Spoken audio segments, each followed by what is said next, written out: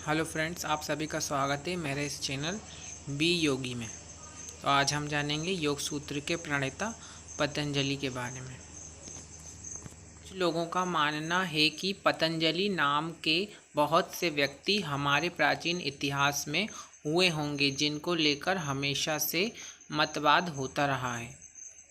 यहाँ हम इस पर अधिक विचार न कर केवल प्रामाणिक संदर्भों के आधार पर पतंजलि के व्यक्तित्व का ऐतिहासिक वृत्त जानने का प्रयास करेंगे।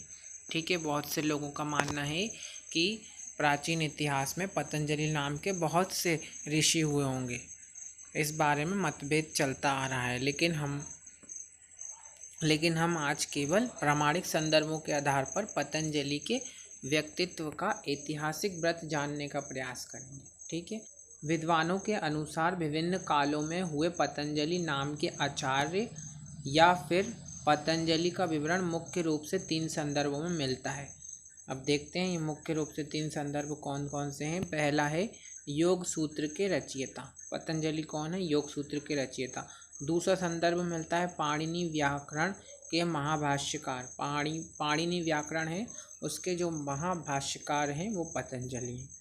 आयुर्वेद के किसी संदेहास्पद ग्रंथ के रचयिता। आयुर्वेद के किसी ग्रंथ के रचयिता। इस विषय पर एक बड़ा सुंदर लोकप्रिय श्लोक प्राप्त होता है। योगेन चित्तस्य पादेन वाचा मलं शरीरस्य च वेदकेन योपारोक्तम प्रवरम मुनीनाम पतंजलिर प्रांजलिम तनोस्मि। अर्थात मैं करबद्ध होकर ऐसे पतंजलि मुनि को प्रणाम करता हूँ, जिन्होंने योग के द्वारा चित्त शुद्धि, व्याकरण के द्वारा वचन शुद्धि और आयुर्वेद के द्वारा शरीर शुद्धि का उपाय बताया है। इस श्लोक का अर्थ है कि मैं करबद्ध होकर पतंजलि मुनि को प्रणाम कर रहा हूँ। ठीक है, करता हूँ, जिन्होंने क्या करा? योग के द्वारा चित्त शुद्धि, यानी योग के द्वारा किसकी शुद्धि? चित्त की शुद्धि, तथा व्याकरण के द्वारा वचन की शुद्धि और आयुर्वेद के द्वारा शरीर की शुद्धि का उपाय बताया है।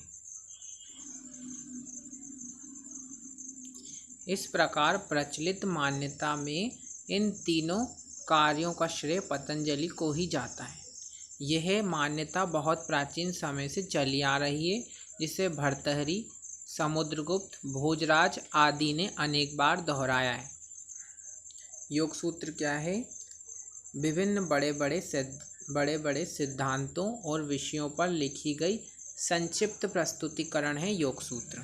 ठीक है, जिसमें अल्प शब्दों, बिना किसी संचय के योग बड़े बड़े दार्शनिक विचारों को बड़े ही सरल, प्रामाणिक और सुव्यवस्थित ढंग से प्रस्तुत किया गया है।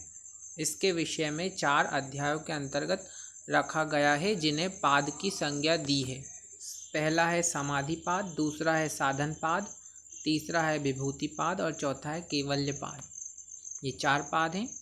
आगे देखते हैं। समाधि पाद में 51, साधन पाद में 55, विभूति पाद में 55 और कैवल्य पाद में 34 सूत्र हैं।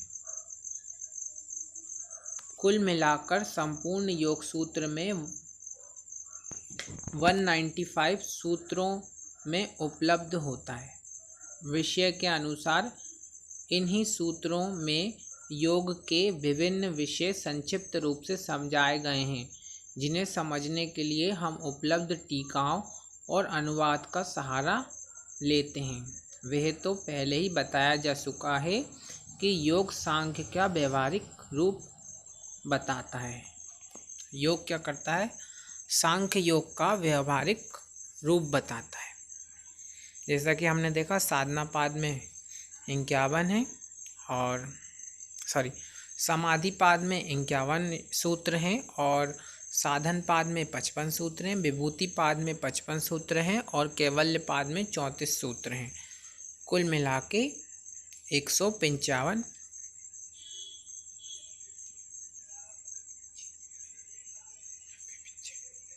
195 संपूर्ण योग सूत्र, कुल मिलाकर संपूर्ण योग सूत्र में 195 सूत्र हैं।